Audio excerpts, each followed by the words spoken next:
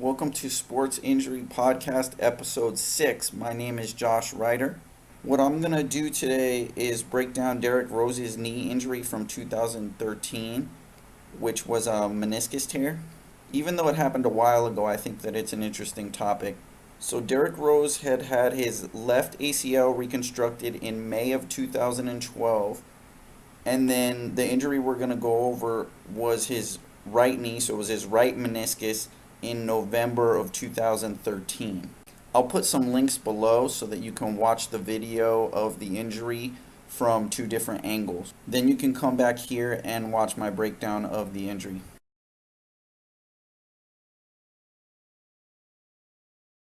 So if you saw the play, Derrick Rose is here. His opponent is here where the basketball is on the chair. His opponent picks the ball off as it's being passed to Derrick. Then his opponent, after he steals the ball, heads up court. So Derrick Rose is here. He's got to get up court to follow his opponent. So at that point, Derrick Rose chooses a strategy of what I'd call a figure 8 strategy. So he's going to make a tight turn and head up court. So it should have looked something like this. So he'd be about here. So I did two key things there. Number one, I dropped my center of gravity. Number two, I took short, choppy steps. And those are the two cues that I give my athletes when I teach them the classic figure 8 agility drill. So let's now revisit Derrick Rose and look at what he did. So what he ended up doing was he did drop his center of gravity coming down that way, but where he went wrong was he didn't take short, choppy steps like we were talking about. Derrick Rose decided to plant here on his right, and then he took a long lunging step. He swung that way, okay? That was a bad move, and that's how his right meniscus tore. Let's just go back for a second to his injury position. So that was, we said, right there. And what you see in the video, it's super awkward. His trunk ends up bucking forward, and then his left arm kind of flails out to the side.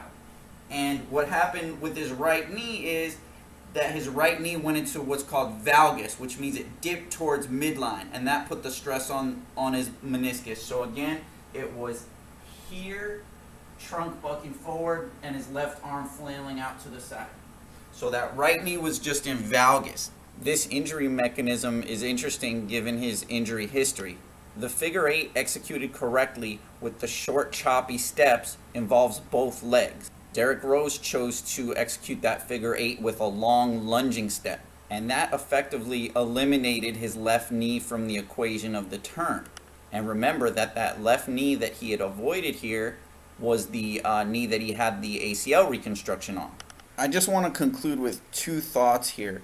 The first thing is that after an ACL reconstruction, you want to provide your athlete with a variety of speed, agility, quickness drills to increase their movement vocabulary.